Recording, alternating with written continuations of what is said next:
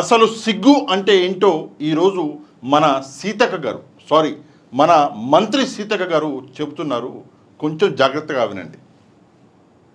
అక్కడ ప్రభుత్వము వాళ్ళ కాళ్ళకు నీళ్ళు ఇవ్వడము, కాళ్ళు కడుక్కున్నాక తుడుచుకొని రావడం. ఎందుకంటే అదంతా టెంపుల్ ప్రెమిసెస్ కాబట్టి మరి అంత 33 మంది బయట కాళ్ళు కడుక్కుంటే నీళ్లు వరదై పారుతాయని ఎవరి ప్లేట్ వాళ్లకు, ఎవరి చెంబు వాళ్లకు, ఎవరి టవల్ వాళ్ళకి ఇవ్వడం జరిగింది.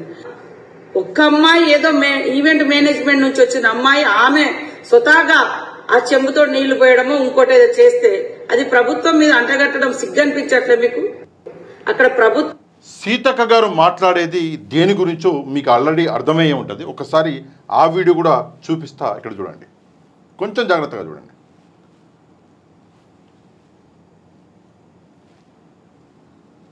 కొంచెం జాగ్రత్తగా చూడండి. ఇక్కడ అమ్మాయి సరే చేతికి ఇచ్చింది నీళ్ళు, ఓకే.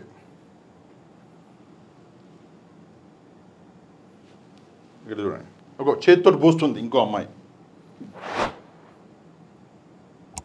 వచ్చి టవల్ చేతితోటి టవల్ తీసుకొని తను ముందున్నటువంటి అందగత్తంట ఆమె కాళ్ళు తుడుస్తుంది.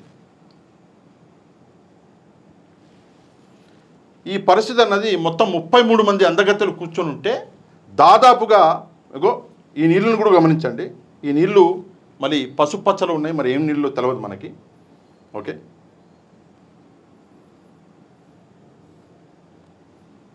ఇది పరిస్థితి. ఏంటంటే తెలంగాణకి సంబంధించినటువంటి అమ్మాయిలు ఎవరైతే ఉన్నారో వాళ్ళు వాళ్ళ చేతితోటి నీళ్లు పోయించి కాళ్ళకి టవల్తో ఆ కాళ్ళకు ఉన్నటువంటి నీళ్ళని తుడిపించారు. సరే వాళ్ళు ఈవెంట్ వాళ్ళు చేసిర్రు, వాళ్ళెవరో చేస్తే తెలంగాణ ప్రభుత్వం మీద అంటగట్టడానికి మీకు సిగ్గుందా అని చెప్పేసి, సిగ్గుపడాలి అని చెప్పేసి సీతక్క గారు మాట్లాడడం మనం చూసినాం. నేను సీతక్కని ఒకటే మాట్లాడుతా, ఏంటంటే సీతక్క ఆ అమ్మాయి ఈవెంట్ అమ్మాయా, ఆ అమ్మాయి ఎవరు అన్నది పక్కన పెట్టేయి, ఏం ఉద్యోగం చేస్తుంది, ఆ అమ్మాయి తెలంగాణ బిడ్డనా కాదా ముందు ఈ సమాధానం చెప్పాలి. ఆ అమ్మాయి తెలంగాణ బిడ్డనా కాదా ముందు ఈ సమాధానం చెప్పాలి. అంటే కూర్చోబెట్టి పల్లెలలో కాళ్ళు పెట్టించి మళ్ళీ ఆ నీళ్లు, అవి కూడా మామూలు నీళ్ళు కావు, ఇందాక చెప్పిన పచ్చ కలర్లో ఉన్నాయి, మరి ఏ నీళ్ళలో ఆ నీళ్ళతోటి ఈ అందగత్తెలని కాళ్ళు శుభ్రం చేయించి టవల్తోటి శుభ్రం చేయించి వాళ్ళని లోపలికి గుళ్ళోకి పంపించేటటువంటి కార్యక్రమము చేయడానికి తెలంగాణ బిడ్డలు ఏమన్నా జీతగాళ్ళ, లేదంటే ఆ బానిసత్వపు బతుకులు ఇంకా అలాగే ఉండాయా? ఒక్కసారి సీతక్క చెప్పాలి. అదీ కాకుండా ఇందాక నేను వీడియో అన్నది మొదలు పెట్టగానే సిగ్గు అన్న. అసలు సీతక్క గారు ఎవరి గురించి మాట్లాడుతున్నారు అంటే ఇక్కడ చూడండి, ఎవరి గురించి మీకు అర్థమై ఉంటుంది. ఇక్కడ మనం చూసుకుంటే ఒక్కసారి వినండి వీడియో. మరీ సబితా ఇంద్రారెడ్డి గారు మా ములుగు మీద పచ్చి అబద్ధాలకు అంబాసిడర్ గా మారింది. ఆ మయాంలో ఏం మానవత్వం చూపించిందో చాలా మందికి తెలుసు. ఆమె మంత్రిగా ఉన్నప్పుడు ఎంతమందిని ఏ రకంగా చేసిందో అందరికి తెలుసు. ఇవాళ వాస్తవాలు మాట్లాడు, అబద్ధాలు మాట్లాడే 33 మంది ఆడ కంటెస్టెంట్స్ లైన్ లో కూర్చున్నారు, ఎవరి కాళ్ళు వాళ్ళు గడుపుకున్నారు. ఇవి నుంచి వచ్చినటువంటి అమ్మాయి తను అత్యుత్సాహంతో ఆమె చేసిన పనికి ప్రభుత్వం అనడానికి సిగ్గనిపించట్లే మీకు? కాబట్టి సబితమ్మ అబద్ధాలకు అంబాసిడర్ గా మారకు. తెలంగాణ ప్రభుత్వం ఎవరి కాళ్ళు కడిగడానికి సిద్ధంగా లేదు.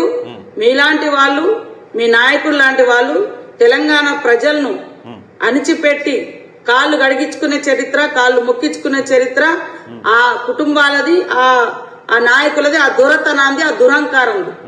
కాబట్టి ఇవాళ అబద్ధాలకు అంబాసిడర్ గా మారే సబితమ్మ, అదే విధంగా బీఆర్ఎస్ నాయకులు తప్పుడు ప్రచారం చేసుకోకండి. తప్పుడు ప్రచారాలతో మీరు ఇవాళ మీ పరువు మీరే తీసుకుంటారు. 32 మళ్ళీ చెప్తున్న 33 మందిలో ఒక అమ్మాయి, ఆమె కూడా ఆ ఈవెంట్ మేనేజ్మెంట్ నుంచి వచ్చినటువంటి అమ్మాయి, ఆమెకు అత్యుత్సాహంగా చేసింది తప్ప ప్రభుత్వం ఎక్కడా చేయలేదు. పక్కన ఉన్నటువంటి అమ్మాయి కూడా నీళ్లు పోయడం అనేది మీరు చూసారు ఆల్రెడీ వీడియోలో, ఇందాక నేను చూపించాను. సరే, ఇక్కడ సీతక్క గారు చెప్పినటువంటి మాటలు ఏవైతే ఉన్నాయో ఆ మాటలు నిజంగా ఘోరం. ఎందుకు ఘోరము, ఎందుకు నేను ఈ మాట అంటున్నా అంటే, సబితా ఇంద్రారెడ్డి గారిని పట్టుకొని సిగ్గు ఎగ్గు అని చెప్పేసి ఈరోజు సీతక్క గారు మాట్లాడుతున్నారు.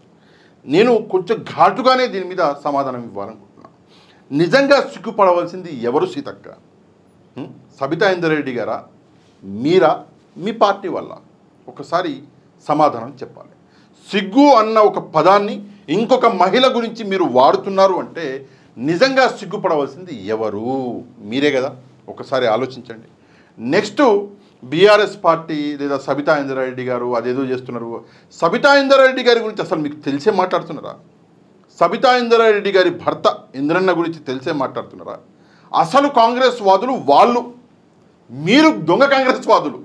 ఎక్కడి నుంచో టీడీపీ నుంచి వచ్చి ఒక బ్యాచ్గా ఫామ్ అయ్యి కాంగ్రెస్ వాళ్ళని బయటికి నూకేసి ఈరోజు కాంగ్రెస్లో ఉంటూ టీడీపీ రాజ్యాన్ని తెలంగాణలో ఈరోజు స్థాపించుకున్నారు. మీరు కదా సిగ్గుపడవలసింది.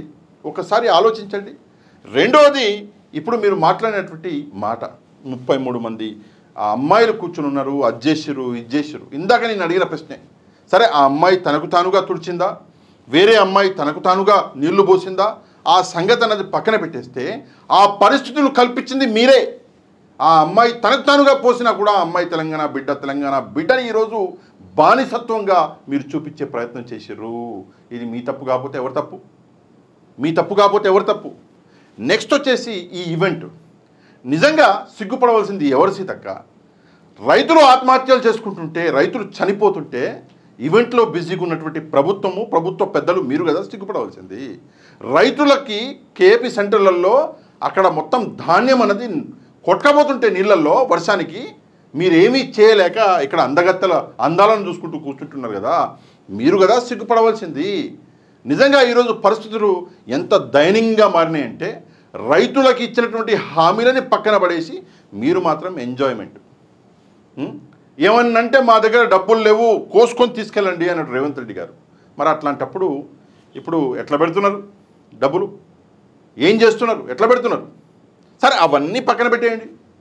దేశంలో ఇంత పెద్ద ఆపరేషన్ సింధూర్ అని చెప్పేసి మనం చేసుకుంటుంటే మీరు ఇక్కడ చేసే పని ఇది. దీన్ని ప్రజలు గమనించట్లేదా? ఒకసారి ఆలోచించండి. ఎవరు సిగ్గుపడాలో ఒకసారి చెప్పండి. సరే, దాన్ని కూడా పక్కన పెట్టేద్దాం. సిగ్గు గురించి కాంగ్రెస్ పార్టీ మాట్లాడుతుంటే వినడానికి నేను సిగ్గుపడుతున్నా.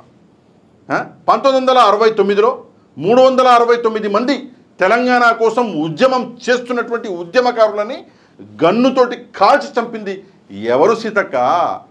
కాంగ్రెస్ పార్టీనే కదా. తెలంగాణ కోసం ఉద్యమించినటువంటి ఉద్యమకారులని చంపింది కాంగ్రెస్ పార్టీనే కదా. ఎవరు సిగ్గుపడాలి సీతక్క? ఒక్కసారి చెప్పాలి దయచేసి. మొన్న తెలంగాణ ఉద్యమంలో 1200కి పైగా తెలంగాణ ఉద్యమకారుల చావుకు కారణమైన పార్టీ ఏది సీతక్క? కాంగ్రెస్ పార్టీనే కదా. ఎవరు సిగ్గుపడాలి సీతక్క? కాంగ్రెస్ పార్టీని సిగ్గుపడాలి. కాంగ్రెస్ పార్టీ నేతలైనటువంటి మీరే సిగ్గుపడాలి కదా. ఇప్పటికి మొన్న ఎలక్షన్లలో ప్రజలని నమ్మించి గొంతు కోసినందుకు కదా కాంగ్రెస్ పార్టీ సిగ్గుపడాలి. గొంతు కోసిన మీరు కదా సిగ్గుపడాలి. ఇవన్నీ పక్కన పడేసి సబితా ఇంద్రారెడ్డి గారి గురించి మీరు నోటికొచ్చినట్టు మాట్లాడడం ఇది ఎక్కడి న్యాయం నాకు అర్థం కావట్లేదు. ఇది ఎక్కడ రాజకీయం నాకు అర్థం కావట్లేదు. నిజానికి ఇప్పుడు మీరు కూర్చున్న సీట్లో ఉండవలసిన సబితా ఇంద్రారెడ్డి గారు. దొంగదారిన అడ్డదారిన ఆ సీట్ ఎక్కింది మీరు. సిగ్గుపడవలసింది ఎవరు సీతక్క? ఒక్కసారి దయచేసి సమాధానం చెప్పండి. ఈ పరిస్థితులలో ఇంత ఘోరంగా ఇందాక నేను చూపించిన ఒక వీడియోలో కాంగ్రెస్ నాయకులు ఊర్లలోకి పోతే రైతులు ఉరికిచ్చురికిచ్చి కొడుతున్నారు. ఇందాక వీడియోలో చూపించాను, ఒకసారి చూడండి. రైతులు ఉరికిచ్చురికిచ్చి కొడుతున్నారు. అట్లాంటి పరిస్థితులు ప్రస్తుతం తెలంగాణలో ఉంటే మీరు సిగ్గు గురించి మాట్లాడు, మేము వినుడు. ఎప్పుడు కూడా ఒక మహిళగా కాదు, ఒక మనిషిగా మన హద్దులు మనకు తెలిసి ఉండాలి. మీరు 1 ఇంచు హద్దు దాటితే ముందున్నోడు నాలంటోడు ఇంకో ఇంచు దాటుతాడు. ఎందుకంటే ఆ గ్యాప్ ఇచ్చిందే మీరు.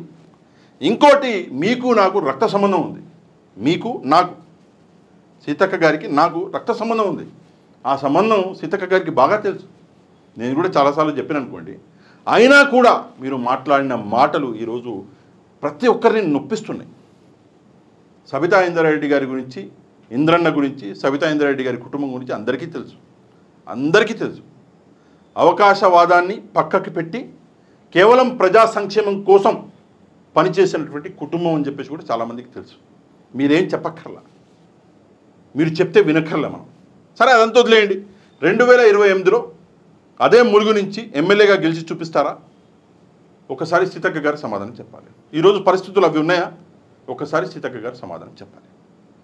దయచేసి కొన్ని విషయాలలో మాట్లాడేటప్పుడు పర్సనల్గా వెళ్ళకండి, పర్సనల్ అటాక్స్ చేయకండి. మీరేదో ఆత్రంలో వాడెవడో స్క్రిప్ట్ రాసిచ్చిందని చెప్పేసి కూర్చొని మీరు ఈ మాటలన్నీ మాట్లాడిపోతే గంటలో మాలాంటి వాళ్ళు వేసుకుంటారు. మాలాంటి వాళ్ళకు ఒక అవకాశం ఇచ్చిన వాళ్ళు అవుతారు. సీతక్క గారు, రక్త సంబంధం మీది నాది కాబట్టి ఈ సలహా మీకు ఇస్తున్నా. తప్పకుండా ఈ విషయం మీద కమెంట్ చేయడం మాత్రం మర్చిపోవద్దు. అండ్ ఈ వీడియోని లైక్ అండ్ షేర్ చేయండి. లైక్ అండ్ షేర్ చేస్తే వీడియో అనేది ఆటోమేటిక్గా వైరల్ అవుతుంది. ఎవరైతే ఛానల్ని సబ్స్క్రైబ్ చేసుకోలేదో ఛానల్ని కూడా సబ్స్క్రైబ్ చేసుకోండి. నెక్స్ట్ వీడియోలో మళ్ళీ కలుద్దాం. అంతవరకు థ్యాంక్ యూ వెరీ మచ్. జై హింద్.